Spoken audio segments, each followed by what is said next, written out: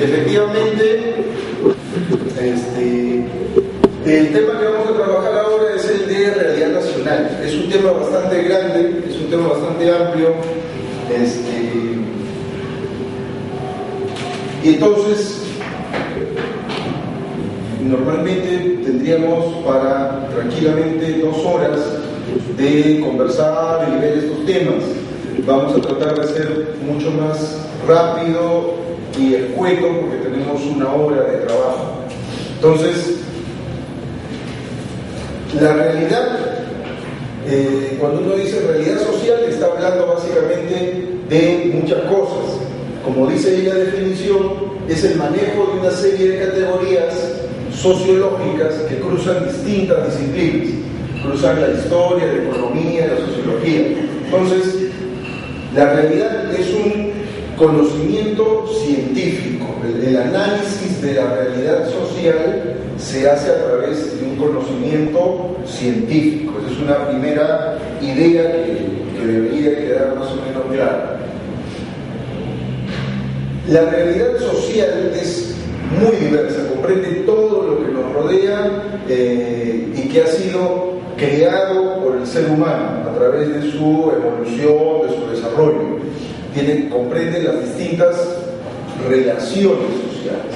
Es decir, como nosotros aquí somos personas, cada una de estas personas es un individuo, ¿no? Pero entre los individuos que estamos aquí hay relaciones. Puede haber relaciones de amistad, relaciones de compañerismo, relaciones de colegas de trabajo, conocidos, la relación profesor-alumno, hay distintas relaciones. Entonces, esas relaciones son como los hilos de una red, ¿no? Imagínense una red de pescar, está formada por un montón de hilos que se cruzan. Igual, la sociedad es eso, es una red social, es un tejido formado por muchos hilos. Cada uno de esos hilos son relaciones. No todas las relaciones son iguales, hay una jerarquía. ¿Por qué hay una jerarquía? Hay una jerarquía porque en el estudio de la sociedad a lo largo del tiempo hemos descubierto, como esto es un estudio científico, hemos descubierto que algunas relaciones son más fuertes, son más determinantes, son más constantes que otras relaciones, ¿ya? Entonces, la realidad social es como un edificio, ¿ya? Como un edificio. La base de ese edificio, es decir, los cimientos, es como cuando se ha hecho esta casa. Entonces, este edificio se ha hecho por partes. Primero vinieron unos trabajadores e hicieron los cimientos, ¿no es cierto? Hay que abrir las zanjas y hacer las zanjas y poner los cimientos. Si el edificio va a ser muy grande, entonces los cimientos son más profundos, tiene que tener una buena base. Entonces, luego de los cimientos vienen las columnas, ¿no? Y al final ya los acabados. Igualito pasa con la sociedad, tiene una base, esa base es la economía, las relaciones económicas. Encima de eso están las relaciones sociales, encima las relaciones políticas y al último todo lo que tiene que ver con la cultura. ¿Por qué la economía es la base? Nosotros que somos trabajadores consideramos que la economía es la estructura, es la base de todo el edificio social, porque eso es lo que hemos aprendido a lo largo del tiempo, es lo que nos han enseñado los maestros de la ideología, de los trabajadores, de la ideología del proletariado. El principal de ellos se llamaba Carlos Marx. Y Marx investigó la realidad, estudió la realidad, contrastó y descubre y entiende que es la economía la matriz de todo el edificio. Hoy día lo podríamos empezar así. Todo lo que ocurre en el mundo tiene una explicación económica. todo, casi todo lo que ocurre en el mundo tiene una explicación económica. También tiene una explicación política, social, pero en el fondo hay una razón económica. Estados Unidos invade Irak, ¿no es cierto? Es el ejemplo clásico. Entonces, ¿qué dice el presidente de Estados Unidos? ¿Por qué usted invade otro país? Yo lo invado porque ese país no es democrático, por una razón política. Ellos son una dictadura, ¿no? Saddam Hussein lo sacaron, ¿no? Porque era una dictadura y nosotros somos democracia, una razón política, ¿no? Otros van a decir, no, eso es porque ellos son árabes y tienen otra religión y nosotros tenemos otra religión, una cuestión cultural. En el fondo, todos sabemos que hay una razón más profunda, que es la razón económica, ¿no? Este país tiene petróleo, Estados Unidos quiere controlar las fuentes de petróleo en todo el mundo, entonces hay una guerra. La sociedad está estructurada de esa manera. Entonces, esa es una primera parte. Ya, entonces, vamos a estudiar la sociedad, vamos a conocer la sociedad desde esa lógica, sabiendo que todo lo que está a nuestro alrededor tiene una estructura. Una estructura significa que tiene un orden, tiene una manera de ver. Las cosas en el mundo no ocurren porque sí, no ocurren de manera casual, sino tienen o pueden llegar a tener una explicación, ¿no?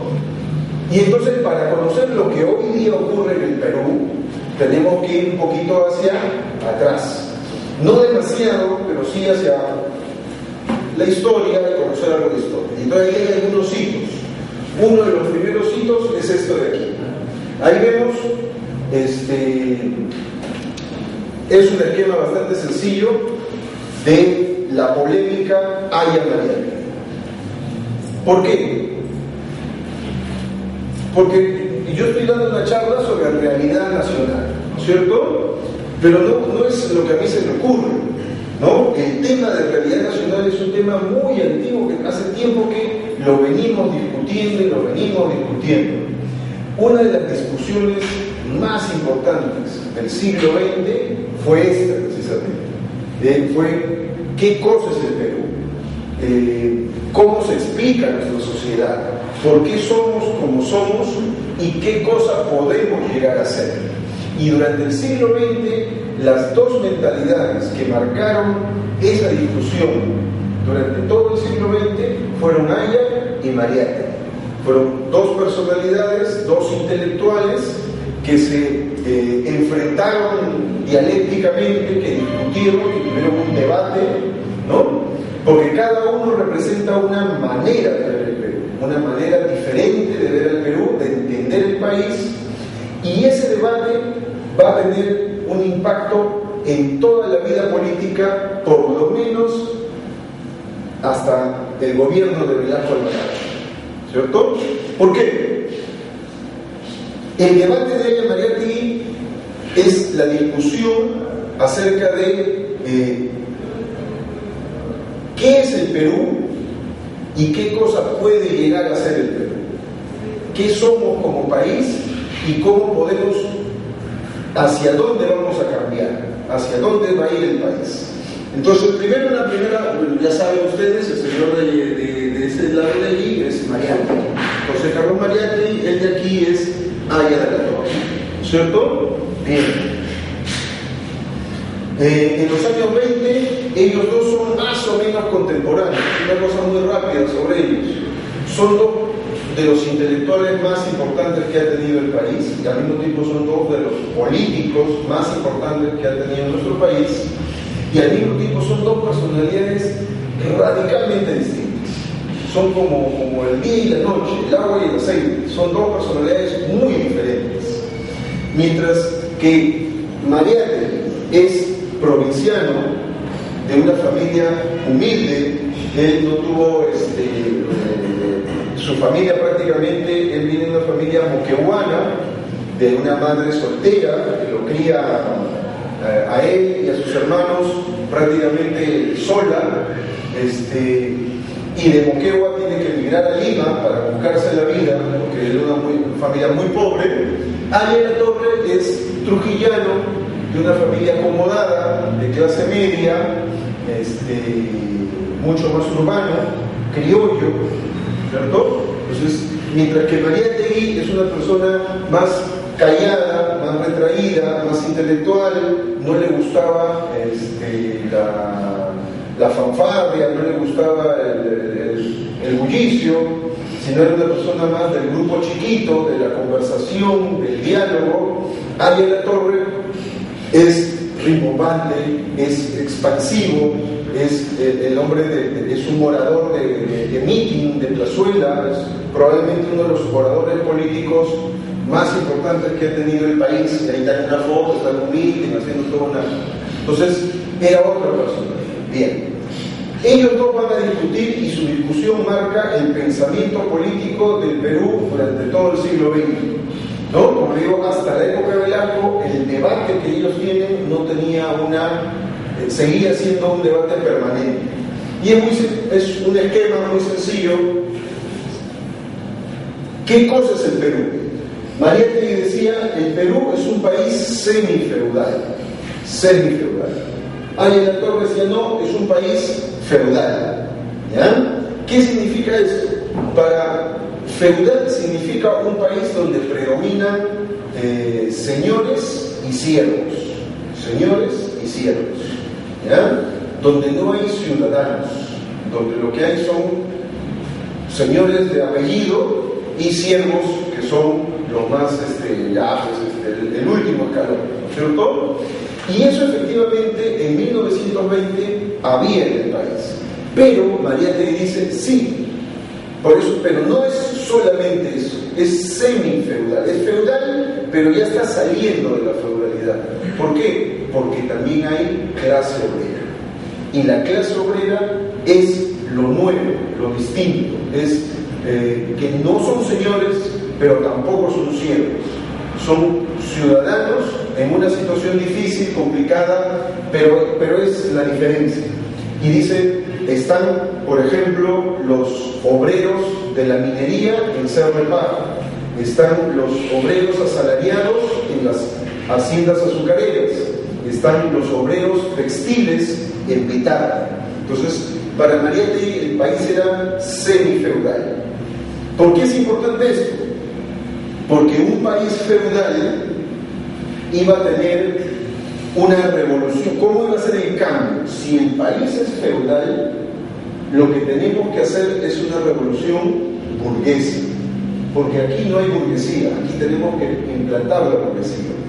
Si en el país hay señores y siervos, lo que necesitamos es que se complete la revolución ciudadana, la revolución burguesa, la revolución del capital, ¿cierto? Como en Francia, en la Revolución Francesa estaban los reyes de Francia y estaba la plebe, y ahí hay una revolución para que suba la burguesía del pueblo. Entonces Ariel Latorre pensaba eso para nuestro país. Mariátegui no, decía, no, porque ya hay clase obrera, y si hay clase obrera, la revolución tiene que ser socialista, ¿no? ¿Para qué vamos a hacer una revolución burguesa? Hagamos una revolución socialista, ya. ¿Y quién va a dirigir la revolución? Pues era la otra pregunta, ya. Este país no es como nos gusta. Este país es injusto, este país es explotador, este país tiene muchos problemas, hay pobreza, miseria, todo en 1920, casi como ahora. ¿Necesita un cambio? Sí. Aya decía revolución burguesa, Mariátegui decía revolución socialista. ¿Y quién dirige el cambio? ¿Quién va a estar a la cabeza del cambio? ¿Quién es el sector dirigente, la clase dirigente? Aya decía las clases medias, la pequeña burguesía. Los profesionales, los estudiantes, los intelectuales, los abogados, los médicos, ellos son los que van a dirigir la revolución, porque es una revolución burguesa. Mariátegui dice, no, la tiene que dirigir el proletariado, los obreros, en alianza con los campesinos. los cambios en el Perú van a ser producto de la alianza obrero-campesina. Los obreros se van a juntar con los campesinos y van a liderar un proceso de cambio. ¿Y qué cosa es lo que vamos a construir? Aya decía el Estado antiimperialista, que es una cosa que él inventa en su libro El antiimperialismo y el hambre, ¿no? Dice, el Estado antiimperialista no es socialista ni tampoco es capitalista, es una cosa al medio, ni comunista ni capitalista, es un Estado intermedio. María te dice, no, ¿para qué vas a inventar algo más? ¿Para qué vas a inventar una tercera vía? ¿Para qué vas a inventar? Lo que tenemos que hacer es el poder obrero campesino, un Estado obrero campesino. Entonces, ahora esa discusión nos puede parecer lejana, ¿ya? Pero hay una primera reflexión. Tanto Aya como Mariátegui eran intelectuales y políticos, eran organizadores. Aya se dedicó a organizar el APRA, Mariátegui organizó la CGTP, organizó el Partido Comunista. Y al mismo tiempo era gente preocupada por pensar el país, ¿no es cierto? Por pensar los problemas y por ver qué soluciones podía tener. 1920, 1930 es el debate Aya Mariátegui. Pero de ahí el Perú comienza a cambiar, y cambia muy aceleradamente. Uno de los periodos de cambio más fuertes que ha tenido el país son los años 50. ¿Ya? ¿Por qué? Porque en los años 50 termina la Segunda Guerra Mundial, ahora lo vamos a ver, y empieza un momento de transformación en el país muy, muy importante. Hay la crisis del orden oligárquico, las migraciones a la ciudad y el proceso de industrialización. Para decirlo más claramente, antes de los años 50, Lima era una ciudad chiquita. La avenida más grande de la ciudad de Lima era la avenida Brasil. Durante mucho tiempo la avenida Brasil, si la conocen, se dan cuenta, era la avenida más larga de toda la ciudad. Todavía no existía la avenida de Arequipa, ni imaginable la avenida universitaria.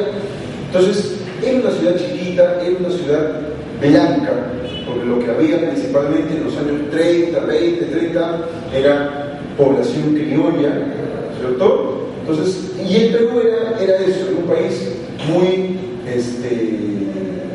era como una gran aldea, ¿cierto? Era un país muy pequeño y muy disperso. Con los años 50 todo eso va cambiando.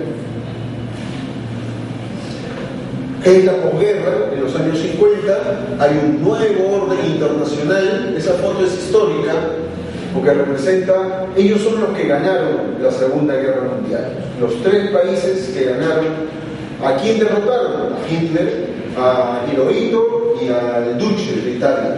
¿Y quiénes son?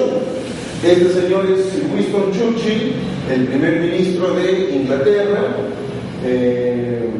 Franklin Delano Roosevelt, el presidente de Estados Unidos, Roosevelt, y este señor es, efectivamente, José Stalin, ¿no es cierto? Él es el dirigente de la Unión Soviética. Esos están esa debe ser la conferencia Yalta, donde los tres se van a repartir el mundo. Han derrotado a Hitler y ahora se van a repartir Europa, se van a repartir el mundo. Y va a empezar otro periodo. Es la crisis del orden oligárquico, es decir, en el Perú, desde que llegan los españoles hasta los años 50, los españoles llegan en 1500, ¿cierto? 1500 y tantos, ¿ya? Derrotan a los incas, y desde ahí hay virreinato, 300 años de virreinato, 1800 república, 1910, 1920, 1950. Todo ese tiempo, son como 400 años, la forma predominante de organización se llamaba hacienda. En el Perú lo que más había era haciendas.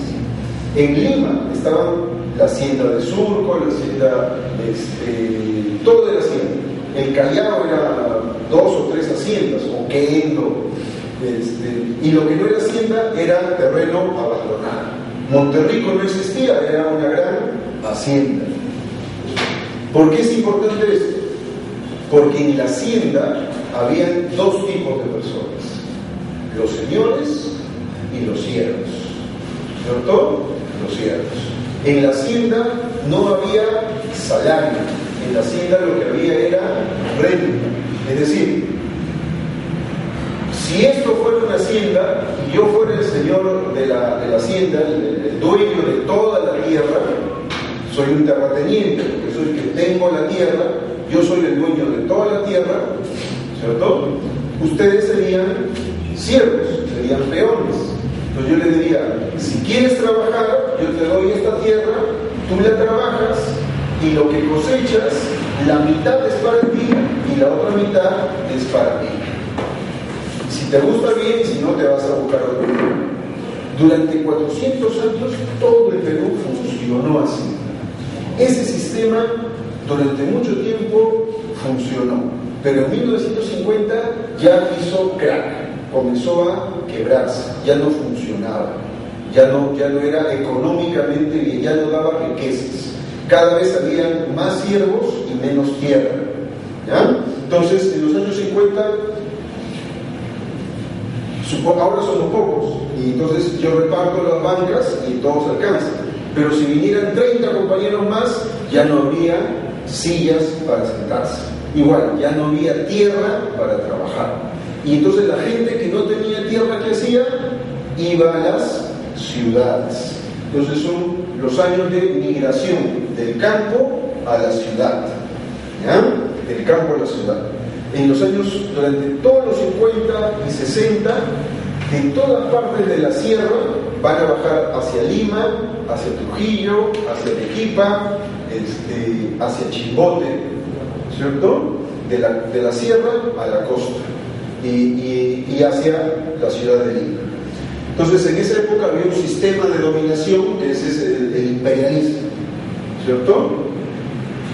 El imperialismo, que todavía existe, tenía un sistema de dominación en aquella época que funcionaba más o menos así. La hacienda, aquí está, y la hacienda estaba en la sierra, pero en la costa, ¿qué había? En la costa estaba la empresa agroexportadora, que dependía de una empresa norteamericana. Por ejemplo, la caña de azúcar en el norte, los algodonales en Ica, en el sur, los viñedos, ¿cierto? Entonces, la empresa norteamericana daba el dinero y aquí funcionaban en la costa empresas agroexportadoras que exportaban azúcar, algodón, vino, en la sierra, caucho, efectivamente, y así. Entonces, era hacia afuera. Y unos y otros se juntaban. Esta parte era la parte moderna, esta era la parte tradicional, y los dos se juntaban en una cosa que se llamaba enganche. ¿Por qué? Porque toda la gente estaba acá, en la hacienda, y en la costa no había. Entonces, ¿cómo hacíamos para llevar a los campesinos a la empresa? Mediante el enganche. El enganche fue la institución más oprobiosa, más vergonzosa, fue la institución más explotadora que uno puede tener en la memoria. ¿En qué consistía? Iba un enganchador a Huancayo, a Junín, a la sierra, a Cajamarca, y juntaba a todos los jóvenes y les decía: vamos, yo los voy a llevar contratados. Y los contrataban y los hacían trabajar, pero acá no les pagaban, les daban fichas, no les daban dinero, les pagaban con chapitas. Y luego con esas chapitas tenían que comprar en la bodega de la empresa. Y si se iban, no podían irse porque no tenían plata, tenían chapitas que solo servían en esa bodega, ¿cierto? Como los campesinos no eran tontos, ya después no querían ir. No, ¿para qué vamos a ir? Nos vas a meter en un mal negocio. Entonces, el enganchador iba con el soldado, iba con la policía, con la Guardia Civil, y a la fuerza se llevaba a los muchachos, se los llevaba a la fuerza, por eso se llamaba enganche, porque a todos los amarraban y los llevaban enganchados hasta la costa. Todo eso comenzó, eso funcionaba toda la vida, y en los años 50 comenzó a hacer crack, la gente se empezó a rebelar. Y con eso vinieron entonces las migraciones, comenzó a haber muchas migraciones. Miren ese dato, en el 40, 2 de cada 3 peruanos vivían en la sierra. En el 80, 2 de cada 3 viven en ciudades, ¿no? Antes todo el mundo vivía en el campo, hoy día todo el mundo vive en ciudades. Y eso empezó en los años 50. Bueno, acá hay un cuadro, ustedes lo van a tener, cómo va cambiando la población. ¿Cuál es el dato acá interesante? Barranca, Huaral, miren, 85.000, 150.000, ¿cierto? Entonces, algunos no crecen mucho, como yo, que está en la sierra, que se sigue quedando, ¿no? Pero hay otros que sí se disparan, ¿cierto? 93.000, 170.000, eso cuál es Cañete, ¿no? Entonces, la ciudad comienza a crecer. O si no, Lima, 3 millones, 6 millones, ¿cierto? En 30 años se duplica. Y con eso viene la industrialización. Entonces, en los años 60 es el boom de las fábricas. La avenida Colonial es de fábrica, la avenida Venezuela es de fábrica, la carretera central es de fábrica, la avenida Argentina está llena de fábricas, todas las avenidas industriales que hay en ese entonces, ¿cierto?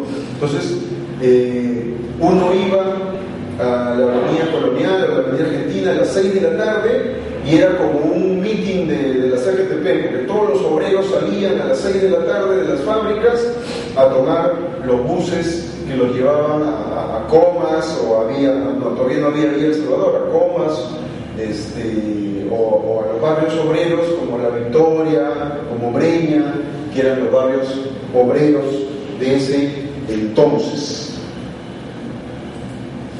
Y bueno, hay entonces cambios políticos, ¿cierto? Ahí hay dos señores que son importantes.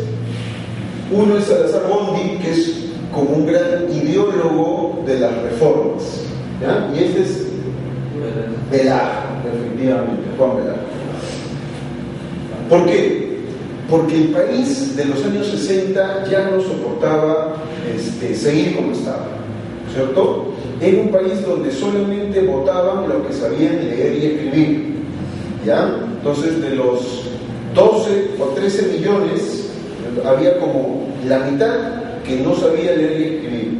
Entonces, no participaban de las elecciones. Entonces, y solamente votaban los mayores de 21 años, con lo cual muchísimos, tampoco jóvenes, no votaban.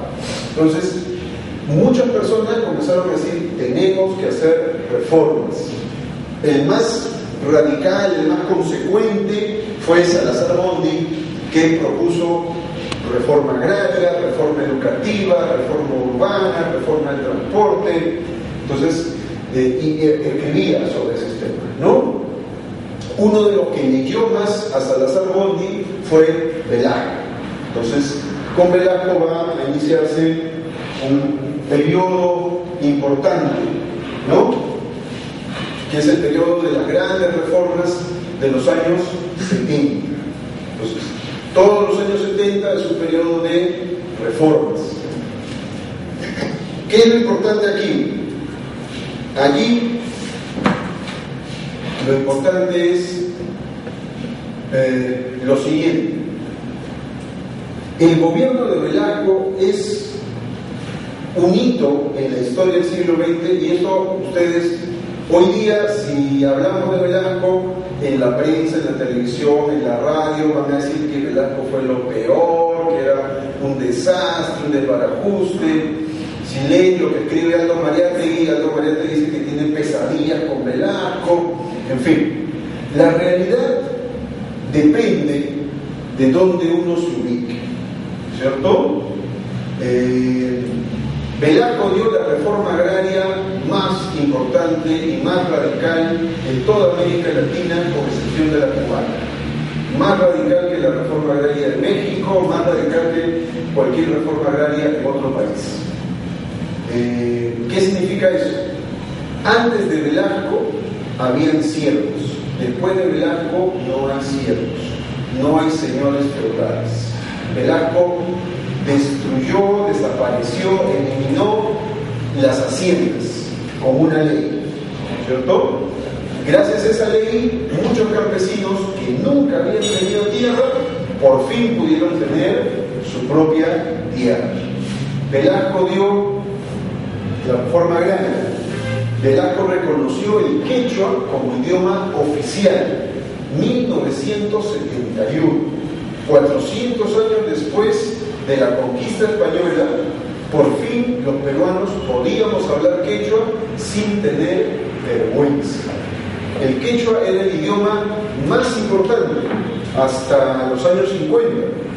Sin embargo, era un idioma que no era considerado oficial. Ni un solo documento se hacía en quechua. No se enseñaba en quechua, no había cursos en quechua, colegios en quechua, profesores que supieran quechua. Todo era español, ¿cierto? Con Velasco eso cambia.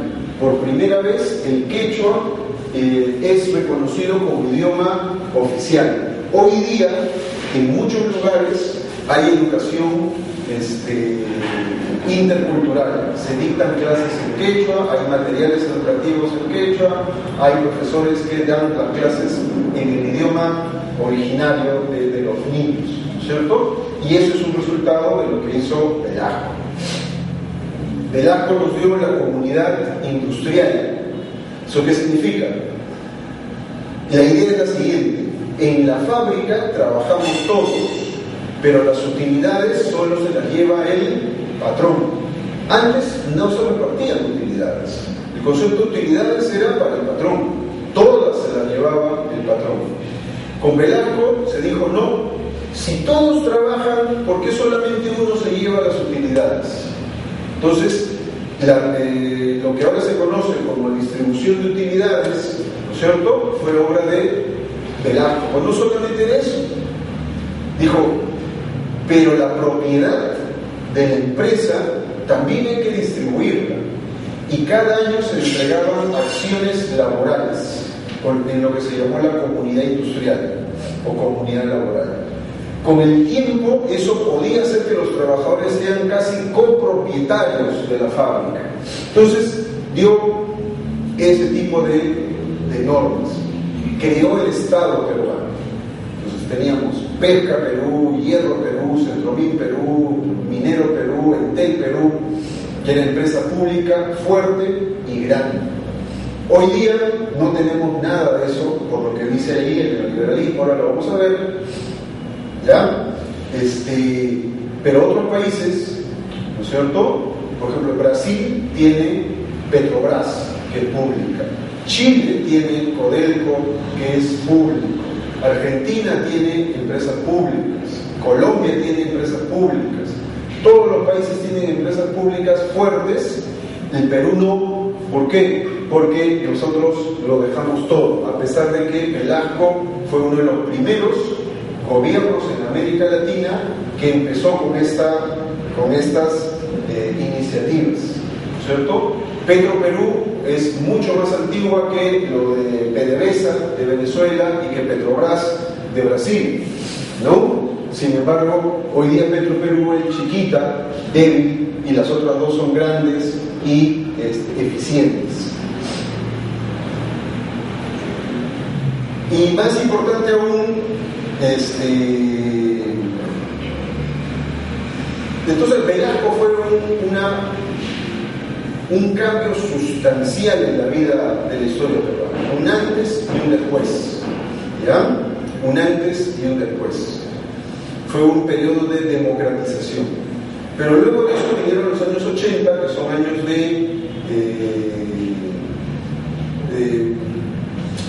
de mucho conflicto y de mucho mal gobierno, ¿ya? En los años 80 tuvimos dos presidentes, Fernando Belaúnde y Alan García. De eso no hablamos mucho porque seguramente muchos de ustedes los han disfrutado. Solamente un dato: el primer gobierno de Alan García, no el segundo de ahora hace poco, sino el primer gobierno de Alan García, fue económicamente el desastre más grande en la historia peruana. Fue peor que la guerra con Chile, ¿ya? Alan García en su primer gobierno destruyó la economía peruana, destruyó la capacidad productiva, destruyó la clase media peruana que existía, ¿no? Y hizo posible que aparecieran dos cosas con mucha fuerza en nuestro país: Sendero Luminoso y Alberto Fujimori.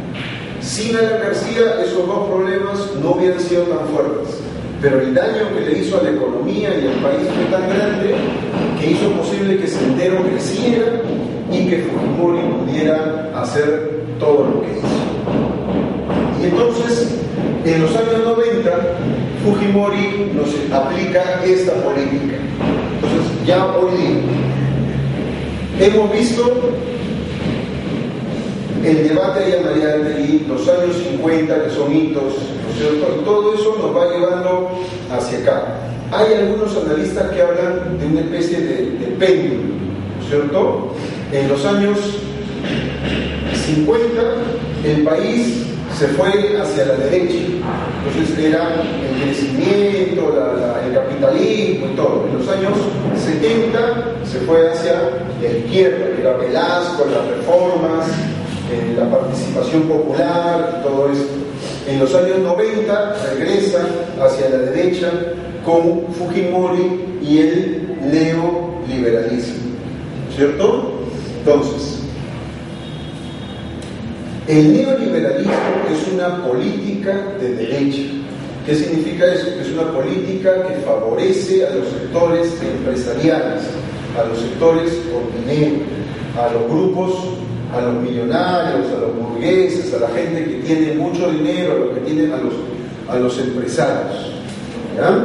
Y es una política que está diseñada para lo siguiente: los que hacen negocios tengan más dinero, los que trabajan en las empresas tengan menos dinero.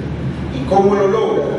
Lo logran mediante esto es una receta: predominio del mercado libre, reducción del Estado. Es decir, el Estado ya no educa, o sea, hay que privatizar la salud, privatizar la educación, privatizar las empresas públicas, flexibilización laboral, subcontratación y tercerización, nuevo orden económico mundial, Fondo Monetario, Banco Mundial, en fin. Esta receta la imaginaron dos personas en el mundo. Esas personas fueron Ronald Reagan en Estados Unidos y Margaret Thatcher en Inglaterra, ¿ya? En los años 80, Margaret Thatcher era la primer ministra de Inglaterra y Ronald Reagan era presidente de Estados Unidos. Se reunieron en Washington en febrero de 1980 junto con un montón de funcionarios del Banco Mundial, de las grandes empresas, y dijeron: vamos a hacer una receta para que el capitalismo para que el capitalismo predomine, para que las grandes empresas tengan más dinero y podamos tener mayores beneficios los capitalistas. Del Perú participó una persona en esa reunión, Pedro Pablo Kuczynski, que era funcionario del BID o del Banco Mundial en Washington. E hicieron esta receta, ¿cierto? En los años 80 la aplicó Margaret Thatcher en Inglaterra y Ronald Reagan en Estados Unidos. Luego, en los 90 la aplicaron en el resto del mundo, ¿cierto? A nosotros nos llegó a través de Fujimori, que la aplicó desde 1990 con más fuerza desde el 92. ¿Qué ha significado? Hoy día la salud está casi privatizada, ¿cierto? Las pensiones se han privatizado. Antes no había AFPs, todo era ONP. Ahora tenemos AFP y ONP. y a la ONP la están estrangulando y las AFPs predominan.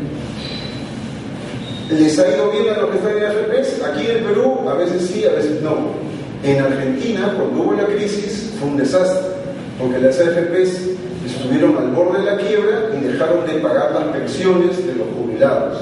Tanto es así que el gobierno argentino tuvo que volver a estatizar todas las pensiones. O sea, ahí hicieron AFPs y luego han regresado al sistema público.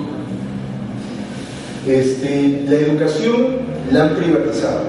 En Chile casi toda la educación la han privatizado, por eso ustedes ven a los estudiantes en las calles de secundaria, de cuarto, quinto año de secundaria en las calles.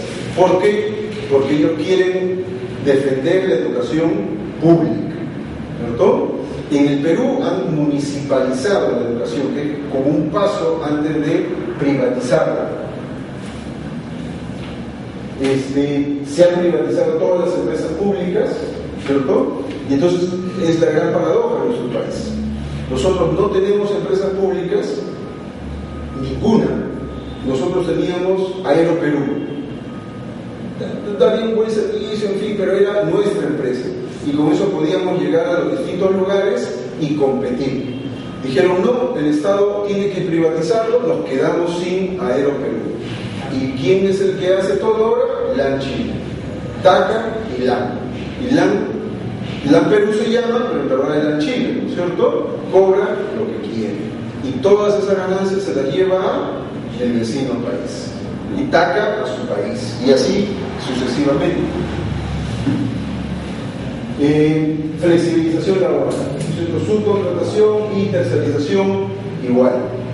Antes teníamos empresas y en una empresa todos los trabajadores podían estar en el mismo sindicato.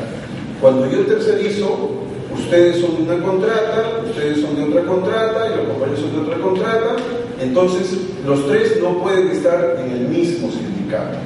Tienen que estar o en sindicatos diferentes o saben que no pueden tener sindicato.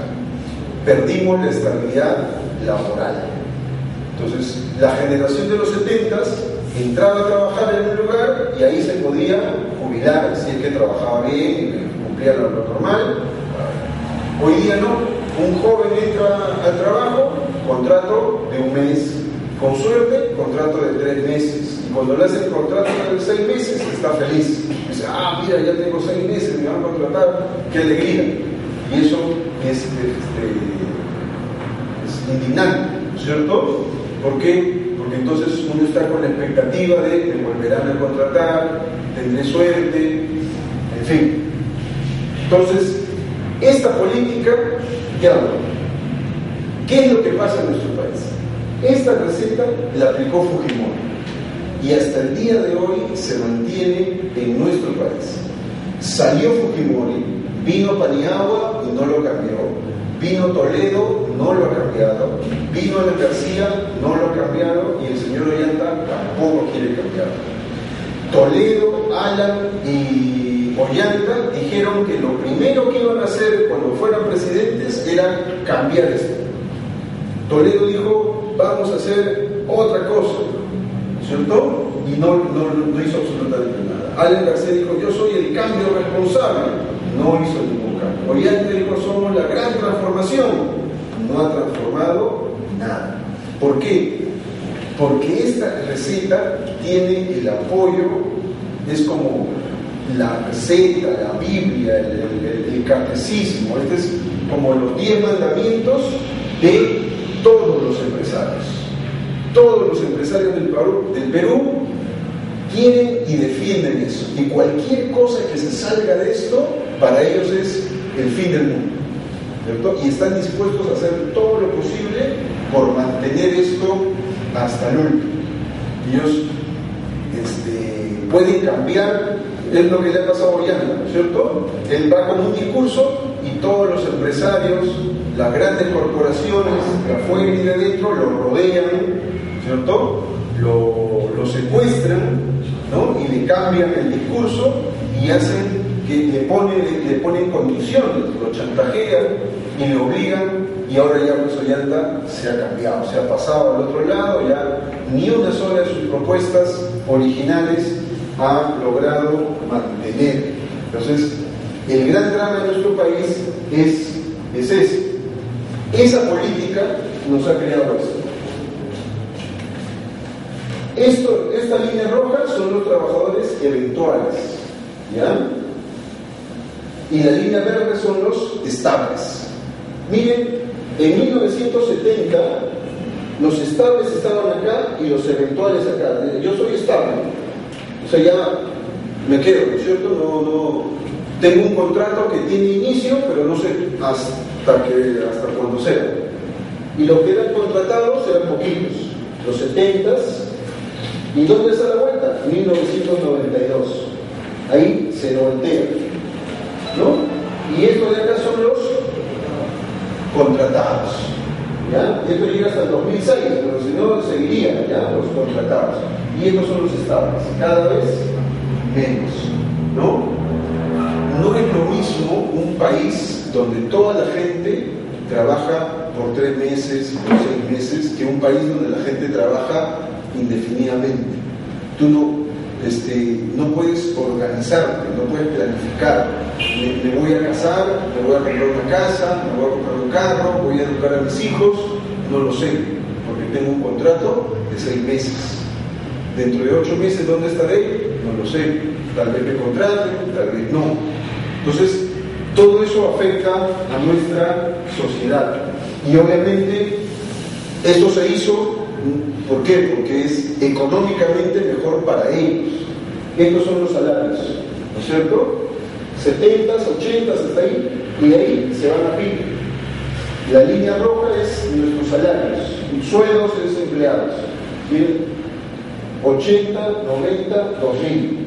¿Y saben qué es lo más curioso? Desde los años 90, desde acá, las utilidades de las empresas crecen. Por eso el neoliberalismo es una receta que hace que los empresarios ganen y que los trabajadores se queden así. Entonces es como que un obrero dice, la empresa donde estoy cada año tiene más ganancias, pero mi sueldo es el mismo, ¿cierto?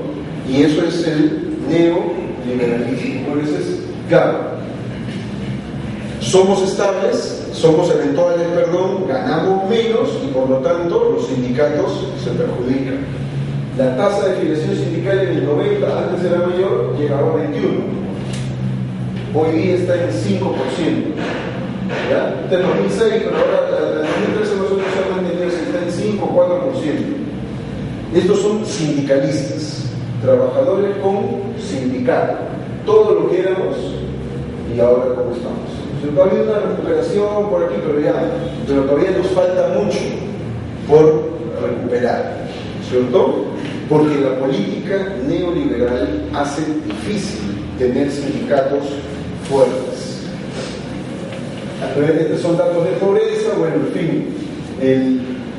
Hace poco salió un informe del BID que dice el 70% de la gente en el Perú es de clase media. De cada 10 peruanos, 7 son de clase media. Y salió allí, y luego otro, y todo el mundo feliz, y los empresarios dicen, qué bien, miren, ven, ¿cómo dicen que el neoliberalismo es malo si ya todos somos de clase media? Pero luego, lo que no dijo el que había dado el informe era que para ellos, clase media era todos los que ganaban 900 soles. ¿Con 900 soles uno es de clase media? En ningún lugar del mundo. En ningún lugar. 900 soles son $300 mensuales. Con $300 mensuales nadie es de clase media en ningún lugar del mundo. Entonces, la cifra real en el Perú tiene 9.347.000 pobres. ¿Ya? Definimos pobres como aquellos que no es pobreza extrema, sino es simplemente pobres, son aquellos que no logran satisfacer sus necesidades básicas de alimentación, vestido y vivienda, ¿cierto?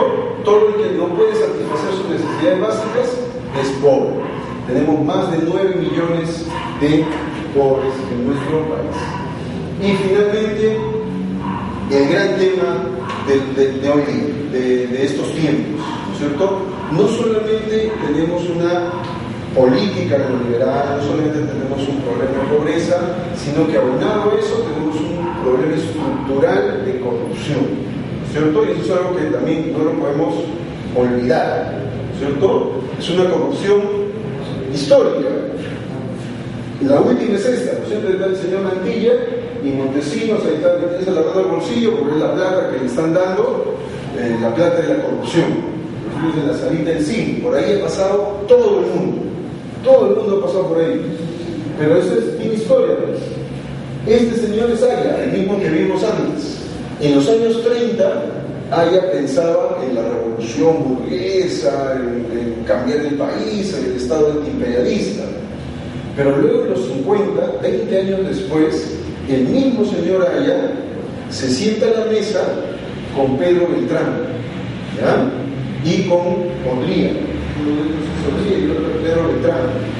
¿Quiénes eran esos? Sus enemigos a muerte, ¿cierto? Con sus enemigos a muerte se sientan para pactar, ¿cierto? Mientras a los apristas estaban en la cárcel perseguidos por Odría, Aya hace un pacto con Odría y hace la alianza apro-odrista, ¿cierto? Entonces, hay toda una historia allí que tiene que ver con corrupción y con valores. Entonces, ¿qué es lo que tenemos hoy día?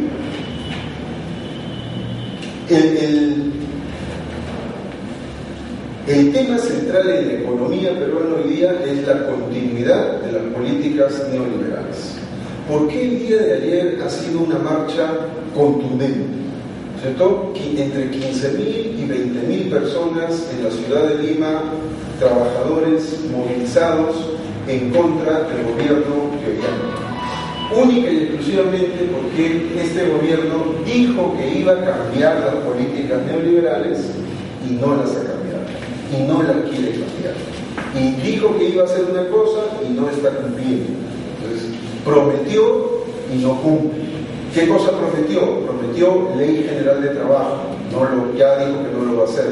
Prometió incremento de la remuneración mínima vital, no lo va a hacer. Prometió que el gasoducto, ¿no? Que iba a salir el gasoducto del Cusco hacia el sur para alimentar el sur andino, que es la parte más pobre de nuestro país, ya también quedó en nada. Prometió que con eso el gas iba a estar barato, no está barato, ¿no? En fin, prometió que íbamos a tener un nuevo sector público más fuerte, ¿no? Tampoco lo ha hecho. Y así un montón de promesas más. Iba a cambiar, según él, la receta neoliberal, pero no. Y lo que tenemos es esto: más neoliberalismo, con lo cual hay mayor informalidad, mayor desigualdad. El Perú es uno de los países más desiguales. Si uno viaja a Argentina o a Chile, entonces uno va a ver diferencias, va a haber barrios acomodados y barrios pobres, pero no son muchas las distancias entre esos países. La misma Colombia, ¿no? México, son países más o menos, hay riqueza y hay pobreza, pero no, en nuestro país hay extremos. En el Perú tú puedes estar con los sectores burgueses, empresariales, millonarios, tienen niveles de riqueza inimaginables, ¿no es cierto? Estamos hablando de casas suntuosas, con yates, o para poner un ejemplo más cotidiano. La educación de los ricos no tiene nada que envidiar a las mejores escuelas de todo el mundo. El colegio Marcan en Lima cuesta 5.000 soles mensuales la pensión. 5.000 soles mensuales tener un niño en el Colegio Marca. El Colegio Marca, todas sus clases son con computadora, todos los salones tienen internet, todas las aulas tienen este aparato, está instalado, los niños no usan libro, blog, nada. Las tareas van por correo electrónico, el papá puede mirarlo en la pantalla, en fin. Si un niño falta, el salón, así como hacemos acá, ¿cierto? Se graba la clase y el niño va y pide el video y ve la clase que faltó y se pone al día y todo lo demás. Maravilla. 5.000 soles mensuales, ¿cierto? El que tiene plata lo hace. Y el que no tiene plata y es pobre en nuestro país, estudia en un colegio unidocente multigrado. ¿Qué cosa es un colegio unidocente multigrado? Es la opción educativa más pobre y más difícil. Significa, y de cada 10 colegios que tienen en el sector público, 6 son unidocentes y multigrado. Significa que hay un profesor y que en un salón está primero, segundo y tercer grado. Y luego en la tarde hace cuarto, quinto y sexto, juntos, todos los niños. Y el profesor tiene que dictar un ratito a los de primero, otro ratito a los de segundo, y así a lo que sale. ¿Cierto? Un solo profesor. ¿No? Eso es lo que tenemos en nuestro país. Esos abismos, ¿no es cierto?, que son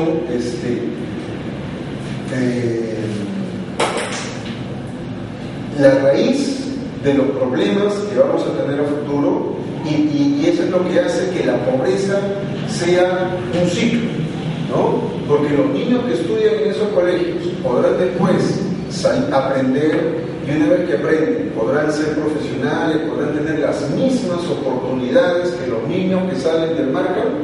No, se la tienen mucho más difícil, ¿no es cierto? Podrán postular a la UNI, podrán postular a San Marcos, es mucho más difícil, ¿no es cierto? Entonces, desigualdad, precarización del empleo, centralismo, indicadores sociales como salud, educación. En toda América Latina hay 2 lugares donde la tuberculosis sigue siendo una enfermedad endémica: Haití y Perú. Bolivia ya eliminó la tuberculosis, y eran los otros que también estaban ahí. Todos los demás países hace tiempo han eliminado la tuberculosis. En Perú la tuberculosis sigue siendo una enfermedad endémica. Y todos los médicos saben que tuberculosis es una enfermedad social, es una enfermedad de los países pobres tienen tuberculosis. Entonces, esos son los problemas que enfrenta nuestra sociedad, ¿no es cierto? Esto es una actualización, hemos subido un poquito, pero seguimos siendo pocos en los últimos años. Estos datos sí sería interesante ver hoy día. En el sector privado hay 8 millones de trabajadores. De esos 8 millones, casi el 10% está sindicalizado, o sea, 800.000 trabajadores. ¿Ya? De todos los sindicalistas, el 65% está en Lima. Somos un movimiento sindical muy centralizado en Lima.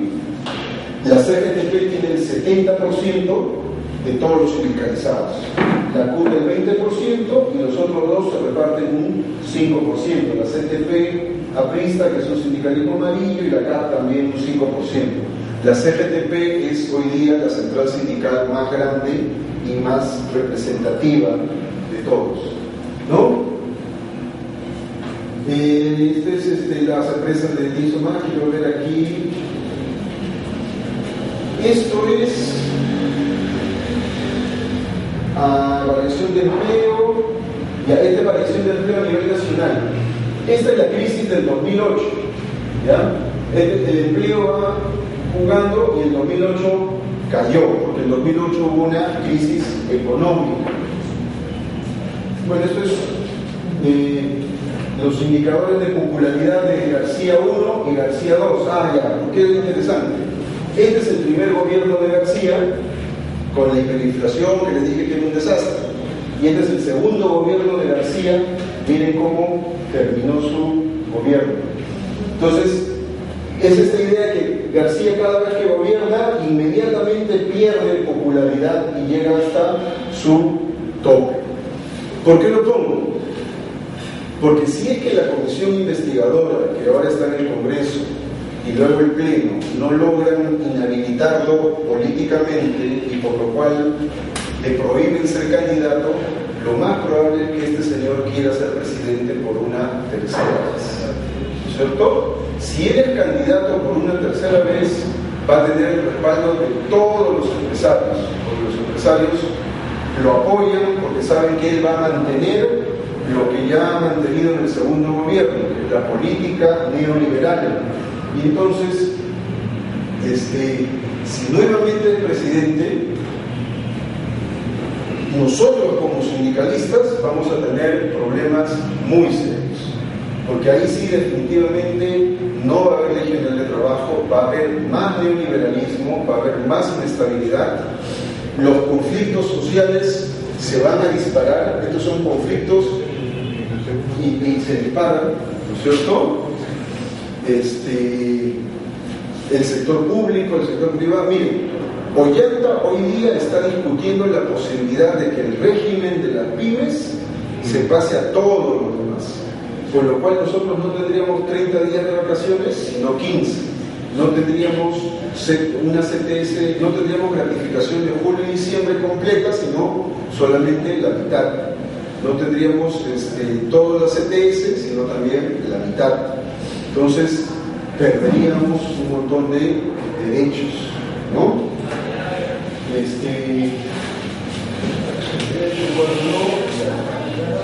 Entonces,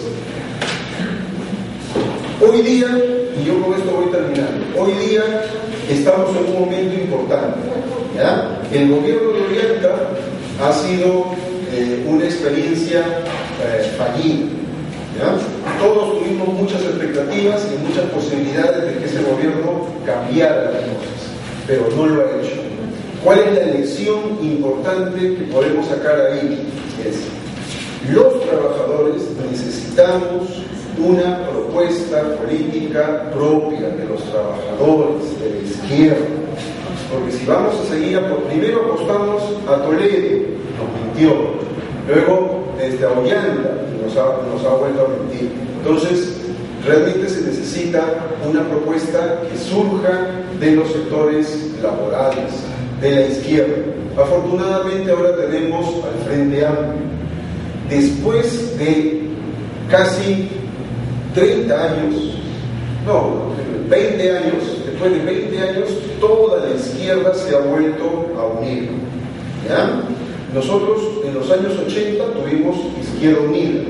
Con Izquierda Unida teníamos 40 diputados y casi 20 senadores, ¿ya? Teníamos gobiernos regionales, alcaldes, concejales, teníamos la alcaldía de Lima.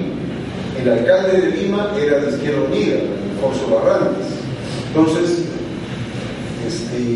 porque estaba toda unida la izquierda, ¿no? Por distintas razones, errores de toda la izquierda, eso se quebró, se fracturó, se dividió. Ha tenido que pasar muchos años para que nuevamente todos se junten. Entonces, y esta vez yo creo que se van a juntar por mucho tiempo y van a lograr, lo ideal para nosotros como trabajadores es tener una bancada parlamentaria que nos defienda, que nos represente, que los proyectos de ley que queremos se puedan impulsar, se puedan conseguir, ¿cierto? Y si pudiéramos tener un gobierno, también mucho mejor. ¿Es imposible? No es imposible. Lo ha hecho Brasil. Lula fue presidente, ahora Dilma es presidenta, un gobierno de izquierda que más o menos funciona y hace cosas. Lo han hecho en Argentina, con la Cristina, con Néstor Kirchner. Lo han hecho en Uruguay, donde ha sido, donde está el presidente Pepe Mujica, ¿no es cierto? Y antes estuvo Tabaré. Son dos gobiernos de izquierda. Y eso es importante para nosotros, porque esos gobiernos de izquierda pueden dar medidas a favor de los trabajadores. En Uruguay, la negociación colectiva por rama es obligatoria. Todo el mundo tiene que negociar por rama. No hay negociación por empresa. ¿Ya? Entonces, con lo cual, el salario de los trabajadores uruguayos cada año está mejorando. Con lo cual, la afiliación sindical se ha duplicado.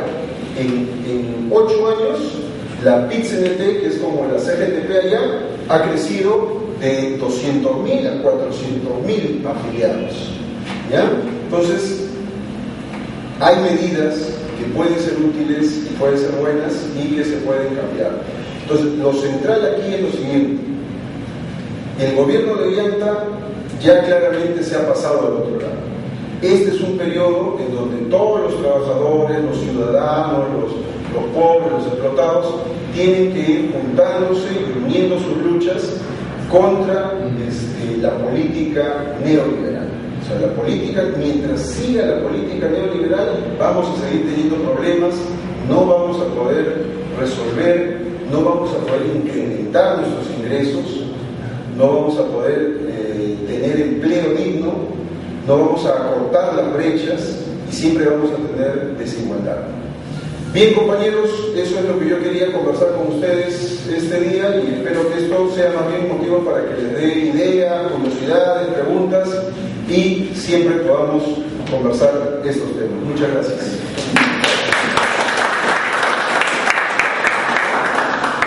Bien, compañeros, las preguntas entonces referente al tema, si hubiera, bienvenidas. Sí, compañero, fuerte para todos. Humberto Vargas. Yo quisiera preguntarle, ¿por qué el Estado es mal administrado? Si antes, bueno, mi padre me ha comentado, ¿no?, que antes el gobierno de Velasco quitó, se puede decir entre comillas, ¿no?, quitó a los empresarios que tenían antes y el Estado funcionaba así, ¿no?, de una manera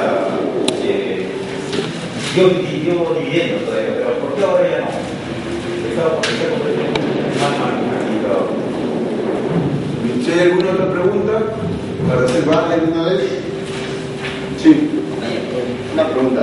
Buenas tardes, mi nombre es César.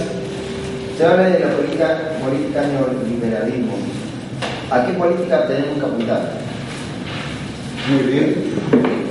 ¿Alguna otra pregunta, compañera? Muy bien. Bien. Ambas cosas están relacionadas, efectivamente. Cuando uno dice que las empresas públicas son malos administradores, que el Estado es un mal empresario, que el Estado es un mal administrador, en verdad eso es parte del discurso neoliberal, ¿no es cierto? En Europa hay muchas empresas públicas, y hay servicios públicos, salud, educación, transportes, ¿no? Y funcionan de manera eficiente. El sistema público de salud de Canadá es uno de los mejores y es un sistema público. Las empresas públicas, ya hemos visto, las petroleras, las de energía eléctrica, de gas, de otros países, vienen acá y compran y adquieren y negocian y son empresas públicas eficientes. En el Perú, cuando Velasco incrementa el tamaño del Estado, las empresas públicas funcionan y funcionaron relativamente bien, ¿cierto? Pero luego de eso, los distintos gobiernos que vinieron después hicieron una doble política. Por un lado, comenzaron a desmantelar las empresas públicas, comenzaron a reducir sus activos, comenzaron a quitarles competencias, ¿cierto? Y por otro lado, los distintos partidos, de la UNE, ALA, la derecha en general, utilizó al Estado como un botín, como un premio. Y entonces el sector público comenzó a llenarse de lo que se conoce como tarjetazo, como recomendado, como clientela. el gobierno de Belaúnde primero y luego el de Alan coparon el Estado, ¿no? Entonces, ustedes, tal vez algunos sí, otros no, se acordarán, durante el primer gobierno de Alan García, todos los que tenían carnet aprista conseguían trabajo en los ministerios, en las empresas, en cualquier dependencia pública. Iban con su carnet aprista y otro aprista los contrataba, y donde antes habían 3 funcionarios, de pronto habían 6 funcionarios. Y entonces, si antes ponían 2 sellos, ahora había que poner 5 sellos, ¿no? ¿Por qué? Porque había que darle trabajo a la clientela política del partido gobernante. Entonces, por un lado eso, y por otro, la asfixia que hizo el propio Estado de esos lugares es que provocaron los desbarajustes que hemos visto. ¿Eso es algo connatural? ¿Eso es algo así que siempre tenga que ser así? No, no tiene que ser así.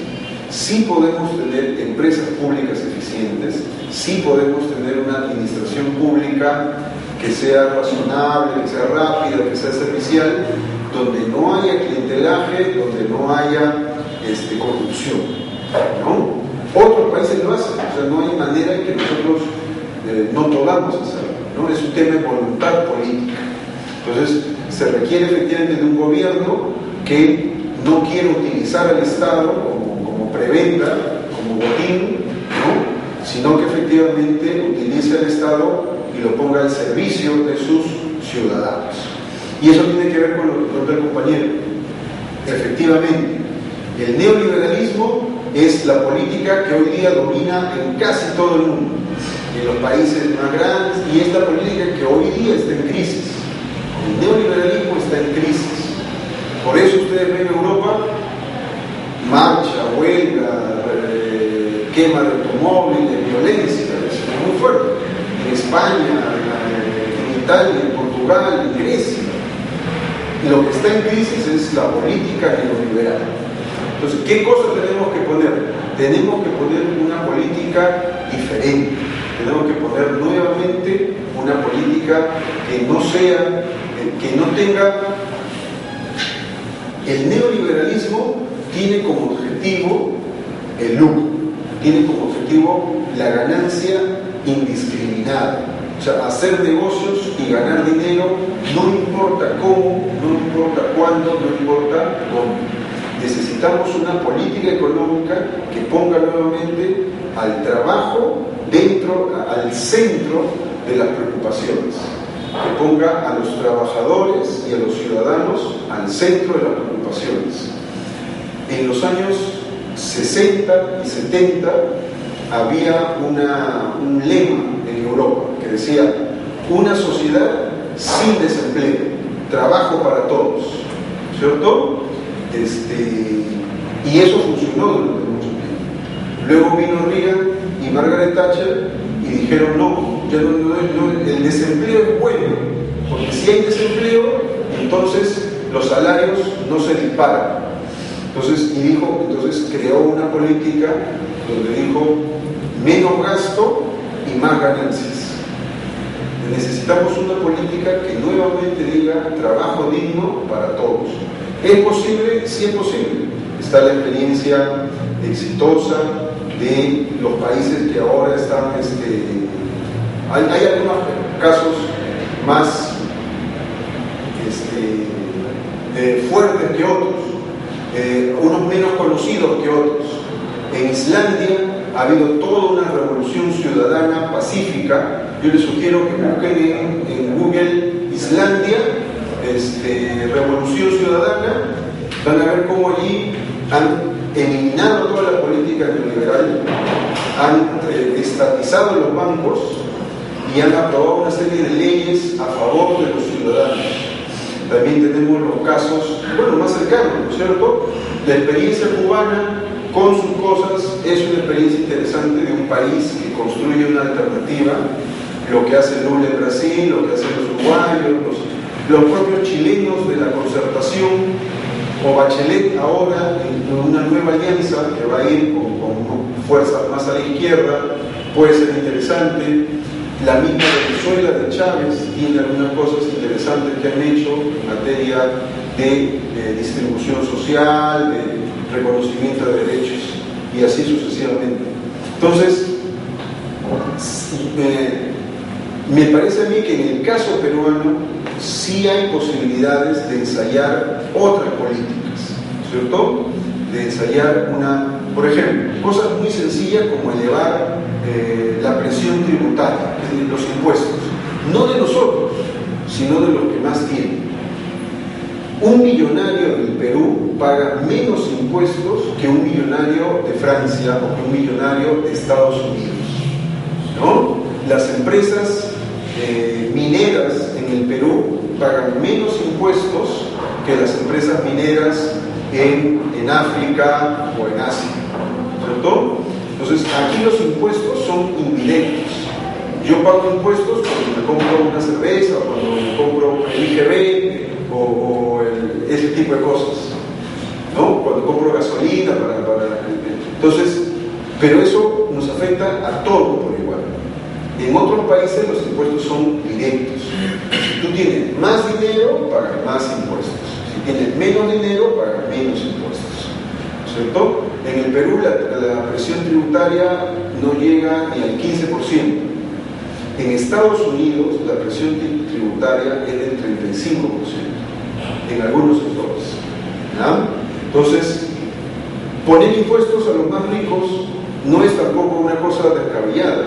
¿Por qué no se hace? Porque ningún gobierno tiene la voluntad política, los pantalones, la fuerza para pelearse con los empresarios y ponerles impuestos, ¿cierto? Y así sucesivamente podríamos, ley general de trabajo. O sea, es vital tener una ley general de trabajo, ¿cierto? Hace 10 años que estamos peleando, no hay ley general de trabajo.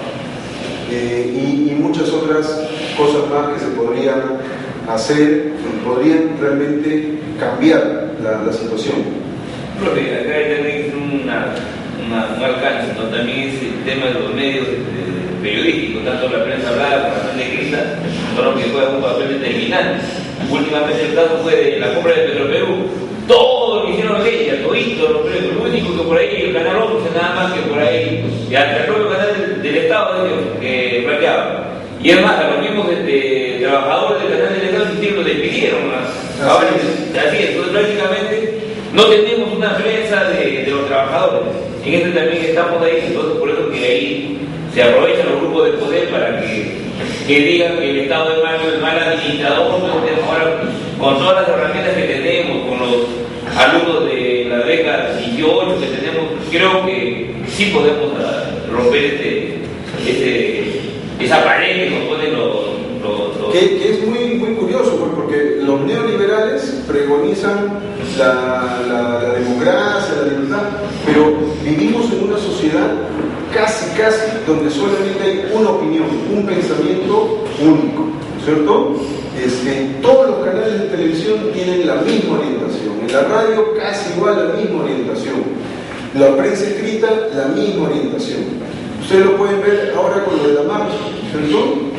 En televisión y en radio ha sido escandaloso la manera en que los periodistas insultan a los manifestantes, ¿cierto? Nos tratan de violentistas, de bárbaros, de salvajes, de todo lo demás.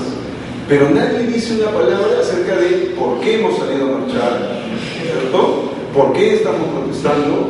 ¿Por qué más de 15.000 trabajadores salen a las calles a dar? ¿Por qué los universitarios están tan molestos? O sea, el gobierno hace una ley universitaria y nunca le pregunta nada a los universitarios, ni una sola vez. Y los universitarios obviamente se molestan, pues están furiosos, ¿cierto? Van a cambiar toda la universidad y ellos no han participado, ¿no?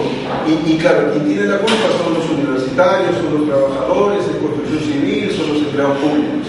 Cuando en verdad todos estos problemas no deberían de existir si es que tuviéramos un gobierno que escuchara y tuviéramos, como dice el compañero, tiene mucha razón, medios de comunicación plurales. Correa da una ley de comunicación, ¿ya? Donde garantiza un porcentaje de la comunicación para las organizaciones populares. Solo los dueños de periódicos y de canales se han tirado en contra de esa ley, porque la acusan de 1000 cosas.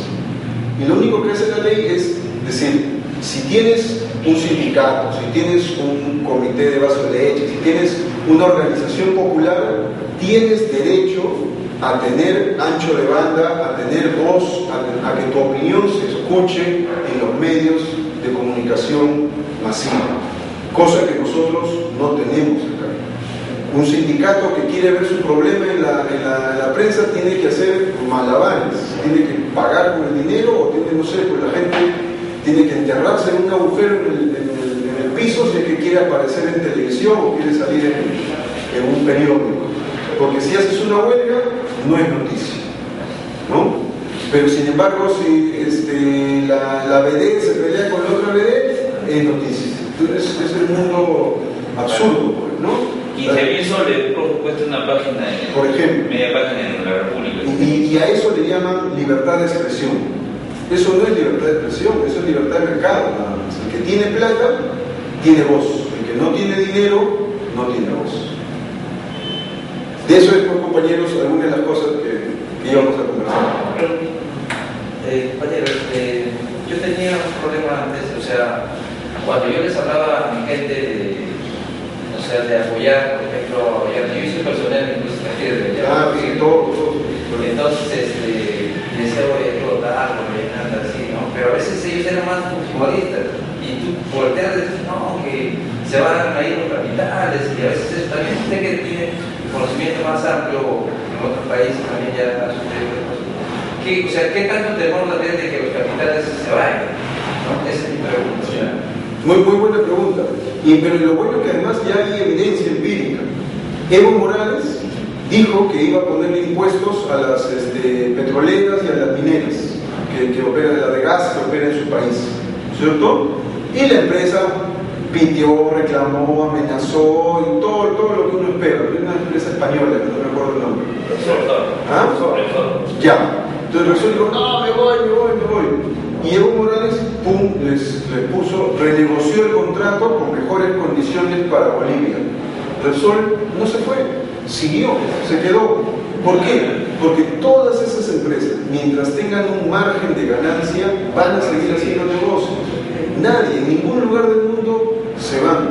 Es como Yanacocha aquí, ¿no es cierto? Dice que se va y se sigue quedando.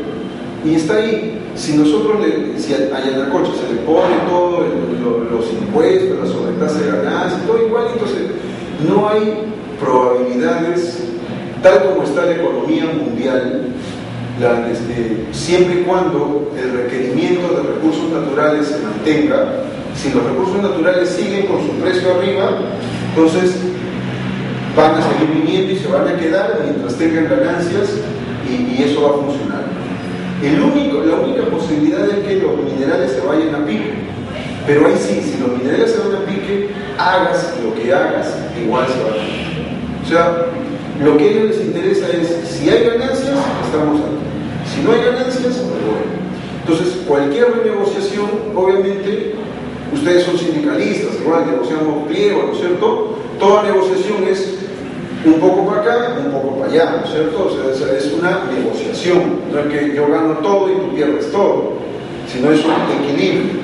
Entonces, lo que pasa es que hoy día en el Perú, con las grandes corporaciones, el equilibrio es así: todo para ellas, casi nada para nosotros.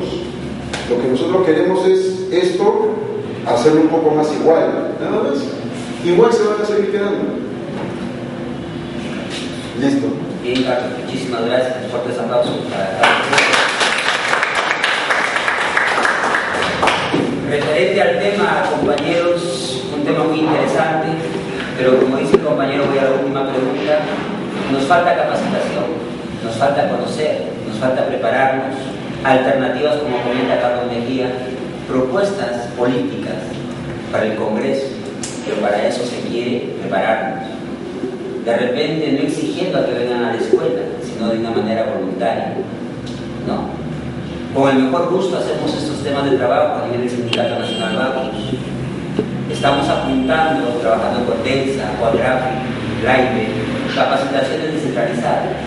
Y creo que es un inicio para estos cambios, pero se necesita más. Preparar a futuros dirigentes un perfil, no señalar con el dedo, tú eres dirigente, ¿no? sino un perfil profesional para que también nuestras organizaciones sindicales se mejoren. Y ahí surjan justamente las propuestas que comenta Carlos, de apostar a la política de un trabajador o trabajadores al Congreso. Si no, vamos a seguir viviendo de la mediocridad. Ocupan, como este caso, hablando del último presidente Humala, favores políticos. Oye, me ayudaste, te doy estos cargos, lo que comenta el compañero. Favores políticos. Entonces creo que por ese lado, compañeros, hay que trabajar. Traigan a sus pequeños, el caso de José. El niño está siendo perenne acá, de alguna manera está aprendiendo. Familiares, el gusto de Sipipú, un gusto señora de conocerla. Esa es la idea de trabajar estas escuelas. A veces venimos solos, nos enfrascamos, pero en una reunión familiar queda